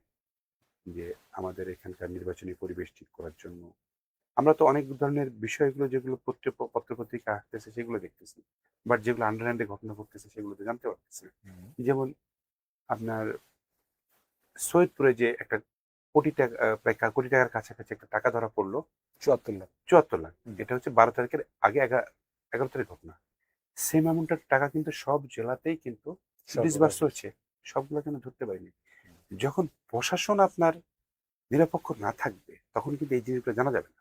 বাট প্রশাসনের যখন ফিল্টারিং সার্কিটগুলো যদি সঠিক মতো কাজ করবে, তখন এই যে টাকা লেনদেনের ঘটনা ভোটের আগে আগে জামাতের তো একটা মোটামুটি সারা দেশব্যাপী একটা ইমেজ সংকট 11 তারিখে হয়ে গিয়েছিল যে তারা সারা দেশব্যাপী কালো টাকা বিতরণ করছে। সো এরকম মেহেরপুরে এরকম পরিবেশটা উনি ইমব্যালেন্স করেছিলেন কিনা দিদি সাহেব কিংবা যারা এখানে ছিলেন, এই জিনিসটা কিন্তু ভেবে দেখার বিষয় যে মেকানিজম তো অনেক ধরনের করা যায়। তা আপনি বলতে চাচ্ছেন যে মনির হায়দারের একটা রোল ছিল এখানে? মনির হায়দার এখানে উনি একজন সচিবের দায়িত্ব পালন করছিলেন, কিন্তু উনি কেন দীর্ঘদিন ধরে ওয়ান আফটার ওয়ান উইক এই মেহেরপুরে কেন আসতেছিলেন? ওনাকে তো সরকার একটা গুরুত্বপূর্ণ দায়িত্ব দিয়েছে, সেই দায়িত্ব বাদ দিয়ে উনি মেহেরপুরে কেন এক সপ্তাহ আসছেন? এটা ভেবে দেখার বিষয় না? আপনি সাংবাদিক হিসেবে আপনি অনুসন্ধান করছেন যে ওনার তো এখানে আহ, এভাবে আসা উচিত না। এটা তো ক্ষমতাকে প্রভাবিত করে। Right. মেহেরপুরের তাহলে এই এ, বর্তমানে যে বিএনপির সাংগঠনিক অবস্থা, আহ, এখান থেকে উত্তরণের উপায় আপনার কাছে কি মনে হয় যে আসলে এখান থেকে আমার উত্তরণ? কাছে মনে হয় একেবারে বাসায় সবাইকে দাওয়াত দেওয়া উচিত। আচ্ছা। আমি চিটাঙে একটা ট্রেডিশন দেখেছি, যখন আমি চিটাঙে চাকরি করতাম, ওদের যে মেজবান বলে একটা মেজবান। ট্রেডিশন রয়েছে। সো মেজবান হলে সব দলের নেতা কর্মী এক জায়গায় বসে খাইতো। সো আমাদের এই যে জটিলতাগুলো যেগুলো হচ্ছে, একে অপরের বাসায় দাওয়াত দিলে আমার কাছে মনে হয় অনেক ধরনের যে মেন্টাল দূরত্ব রয়েছে, সেই দূরত্বগুলো কমে যাবে। কারণ নির্বাচনের আগে তো একটা বড় ইয়ে ছিল, কর্মসূচি ছিল বিএনপির ঐক্যবদ্ধ, সেখানে বাইরে কেউই ছিল না, সবাই ডায়াসে ছিল। ডায়াসে থাকাটাই ঐক্যবদ্ধ নয়, সেটা হচ্ছে সবাইকে তো কনফিডেন্সে নেওয়া দরকার। আমি যেহেতু এই নির্বাচনের আগের টাইমটা মেহেরপুর ছিলাম না, দেখার সুযোগও হয় নাই, আমি ঠিক বলতে পারবো না কি পরিমাণ ঐক্যবদ্ধ কিংবা কি পরিমাণ মানসিক দূরত্বটা কমায় নিয়ে আসতে পেরেছিল। এখন ইয়েতে তো সেই অর্থে যদি বলা যায় যে আপনার মুজিবনগর এবং মেহেরপুর সদর, এইটা দুইটা উপজেলা মিলে তো মেহেরপুর এক আসন। এখানে মুজিবনগরের যে রেজাল্ট, সেই রেজাল্টের ক্ষেত্রে তো প্রকাশ্য ইয়েকে দায়ী করা হয়, আমিরুল সাহেবকে, যে সেখানকার রেজাল্ট এরা ঐক্যবদ্ধভাবে চলেছে একসাথে কিন্তু ভোট দেয়নি। এবং আমাদের কাছে যতটুকু তথ্য আছে, আমরা বিভিন্ন জনই তথ্য দেয়, আমাদের নিজস্ব অনুসন্ধান আছে, দলের অভ্যন্তরীণ কনফ্লিক্ট আসলে মারাত্মক। আমার মনে হয় এই কাদা ছড়াছড়ি করাটা উচিত হবে না। সামনে আপনার উপজেলা নির্বাচন হবে, ইউনিয়ন পরিষদ নির্বাচন হবে, এই বিভেদ কিংবা এই এটা দূরত্ব প্রভাব পড়বে, প্রভাব পড়বে। একদম একদম ইউনিয়ন লেভেল পর্যন্ত হ্যাঁ, পড়বে। সো আপনি কি কারণে আপনার এই দুর্ঘটনা ঘটছে, কি কারণে আপনার একটা বাজে রেজাল্ট এসেছে, এটার আপনি যদি নিয়ামক একমাত্র কারণ যদি দেখেন যে একটা ধরেন, তাহলে কিন্তু আপনি ভুল করবেন। এগুলো অনেকগুলো কারণের সমষ্টিগত একটা রেজাল্ট হচ্ছে এটা। না সে তো বটেই। আপনাকে যদি আমি বলি, আমি যদি এই দেখেন এই মহল্লায় একটা অফিসও ছিল, এই মহল্লায় 7 নম্বর ওয়ার্ড, এটা পৌরসভার, এখানে এখানে বেশ কয়েকটা চায়ের দোকান আছে। আপনাকে যদি আমি বলি এভাবে, চায়ের দোকানে যারা বসে চা খাচ্ছে, আমাদের মহল্লার মানে একটা প্রান্তিক জনগোষ্ঠীর বড় একটা অংশ এখানে তাদের উঠা বসা আছে, তারা বলেছে তো এইভাবে যে এই যে এখানে একটা অফিস ছিল, তারা কোনোদিন এসে আমাদের কাছেও এসে কখনো বলেনি যে আমাদেরকে ভোট দিতে হবে, ঠিক আছে, সবাই একটু এসে আমাদের সাথে যোগাযোগ করা, ইয়ে করা, সেটাও করেনি। একদম আমি শহরের কথা বলছি, এবং শহরের তো 2টা ওয়ার্ড বাদে কোনো ওয়ার্ডেই তো আসলে ধানের শীষ জেতেনি। আমি ভাই ইন ডেপথে এটার বিশ্লেষণ বলতে পারবো না, আমি কয়েকটা ছোট উদাহরণ দিই। যেমন একটা আপনার সাথে আমি বসে কথা বলছি, দিস ইজ ওয়ান ফ্রেম, তাই না? সো এই ফ্রেমের মধ্যে একটা যদি এমন কোনো একটা ছবি থাকে যেটা এটার সাথে মেলে না, খাপ খায় না, তাহলে কিন্তু অনুষ্ঠানের যে ভাব গাম্ভীর্য সেটা নষ্ট হয়। আপনি খেয়াল করে দেখবেন যে আমাদের অরুণ ভাইয়ের যে ফ্রেমটা, আপনি যদি ওনাকে একটা প্রোগ্রামে একটা ফ্রেমের মধ্যে দেখবেন, অনেক বাচ্চা বাচ্চা ছেলে তার সাথে দাঁড়ায় আছে। তো যারা আমাদের মুরব্বী রাজনীতি, যারা এই মেহেরপুর বিএনপিতে একদিনে মেহেরপুর বিএনপি না, দীর্ঘদিনে মেহেরপুর বিএনপি, সো ওই ফ্রেমটাকে আপনার মুরব্বীদের সাজাতে হবে, ফ্রেমটাকে আপনার একটা ভারত নিয়ে আসতে হবে। আপনি বাচ্চা কাচ্চা নিয়ে ঘোরাফেরা করবেন, বাচ্চা কাচ্চা নিয়ে ভোট টানবেন, এটা হবে না। প্রত্যেকটা বিষয়কে আপনার গুরুত্ব দিতে প্রত্যেকটা সময়ের বিবেচনা। অরুণ ভাই আপনারা তো ভোটই করলেন, আপনার প্রাইম মিনিস্টারও তো বলে জিএনজির ভোট নিয়েই তারা নির্বাচিত হবে। আমি বাচ্চা বলতে শব্দটা একটু হ্যাঁ, মিষ্টি সুরে বলতে চেয়েছি, আমি একটু শক্ত ওয়ার্ডিংটা ইউজ করি না। আচ্ছা, আপনি হয়তো বুঝতে পেরেছেন যে আমি শক্ত ওয়ার্ডিংটা ইউজ করতে চাচ্ছি না। সে আপনার পলিটিক্যাল ফ্রেম, আপনি একটা মঞ্চে উঠতেছেন, আপনি একটা জায়গায় বসতেছেন, সো আপনার এই ফ্রেমটা কিন্তু খুব গুরুত্বপূর্ণ। রাইট। আমরা যেমন অনেকগুলো ইস্যুর কারণে, অনুষঙ্গের কারণে প্রবলেম তৈরি হচ্ছে, হুম। ঠিক অনেকগুলো অনুষঙ্গ সঙ্গ করেই কিন্তু আমাদেরকে এটাকে উত্তরণ করতে হবে। আমাদের সবার আগে প্রয়োজন আত্মসমালোচনা, যে আমি কি ভুল করেছি, অমুক নেতা কি ভুল করছে, তমুক নেতা কি ভুল করছে, এটাই শোনা। আগে আমি কি ভুল করেছি, আমার কি হচ্ছে যে জানা দরকার। তো এখন যদি আসলে এই ঐক্যবদ্ধ বিএনপি যদি না হয় তাহলে এর প্রভাব তো পড়বে। আপনি মনে অবশ্যই করেন যে অবশ্যই একদম অবশ্যই প্রভাব পড়বে। যে স্থানীয় নির্বাচনগুলো আসছে সামনে, সেই হুম। নির্বাচনগুলো আবারও সেই তৃতীয় পক্ষ কিন্তু এর সুবিধাটা নেবে। তাহলে আপনি আপনার জায়গায় দাঁড়িয়ে নিশ্চয়ই চেষ্টা করবেন যে আসলে মেহেরপুরের ইয়েকে ঐক্যবদ্ধ করা নাকি। আমি এটা সব সময় চাই, মন থেকে চাই। আমার চাওয়াটা সবসময় যে ঐক্যবদ্ধ বিএনপি থাকুক। হ্যাঁ, আমার চলাফেরা চলতে গিয়ে কারোর প্রতি আমার কষ্ট থাকতে পারে, কারোর প্রতি আমার মানসিক দূরত্ব থাকতে পারে, হুম, সেটা আমার পার্সোনাল ইস্যু। কিন্তু যখন আমি ধানের শীষের বিষয়ে আসবে, হুম, তখন আমি অবশ্যই ঐক্যবদ্ধ বিএনপির কথা বলবো। আমার মেহেরপুরে ২টা সিটের একটা সিটও নাই, হুম, এটা তো ধরেন আমার রক্তক্ষরণ করে। গতকালকে যখন ২১ ফেব্রুয়ারি ফুল দেওয়া হচ্ছিল, হুম, তখন দেখলাম যে এমপি সাহেবের লোকজন আগে যাচ্ছে, আমি পিছনের সারিতে পড়ে যাচ্ছি। আমি তো পিছনের সারিতে যেতে চাই না। আমাদের দেশনেতা এতদিন পর দেশে ফিরলেন, হুম, তার যে জোয়ার সারা বাংলাদেশের প্রতিটা ঘরে অনুরিত হলো, হুম, সে একই জোয়ার আমার মেহেরপুরে থাকার কথা, এটা খুব স্বাভাবিক। হুম। কিন্তু সেটা অনুরিত হলো না। সেটা হলো না। আমরা একদমই শেষ সময়ে চলে এসেছি। মেহেরপুরের সাংবাদিকতা সম্পর্কে আপনার কোনো ধারণা বা যদি। হ্যাঁ, আমি এই দায়িত্ববান করার আগে তো বেশ কয়েকটা বছর, বেশ করে করোনার টাইমটাতে মেহেরপুরে কাটিয়েছি। তো স্বাভাবিকভাবেই অনেক সাংবাদিকের সঙ্গে আমার চলাফেরা, হুম, অনেক সাংবাদিক ছোট ভাই আছে। হুম, আমি নিজেও একটা ছোট অনলাইন নিউজ পত্রিকা চালাইতাম সময় ২০১৫-১৬ দিকে চালাতাম, কিন্তু চালাতে পারিনি। তো স্বাভাবিকভাবে একটা ফ্যাসিনেশন তো এখানে ছিল, অনেকেই জানে না এটা হচ্ছে, এটার সঙ্গে আমার একটা সম্পর্ক ছিল। তো আমাদের মেহেরপুর জেলা তো খুব ছোট জেলা, হুম, যেখানে আর্থিক সঙ্গতি মানুষের অনেক কম, ইনকামের রাস্তা কম, অনেকে অনন্যোপায় হয়ে সাংবাদিকতায় আসে। যে মানুষগুলোকে সাংবাদিকতাকে পেশা হিসেবে গ্রহণ না করে শুধুমাত্র যে আমি কোনো কিছু করতে পারতেছি না, যাই একটু এই কাজটা করে পারি কিনা, তো এই যে একটা সাংবাদিকদের মধ্যে একটা শ্রেণী এরকম ঢুকে যায়, এইগুলো আপনাদের সাংবাদিকতাটাকে হালকা হলেও আমাদের ঐতিহ্য কিংবা সম্মান নষ্ট করার কারণ হয়ে থাকে। একটা হচ্ছে আমাদের যে হাউসগুলোর প্রতিনিধি বা এই মেহেরপুর শহরে থাকে, জেলা প্রতিনিধি, আমি যতটুকু জানি তাদের remuneration is very low amount.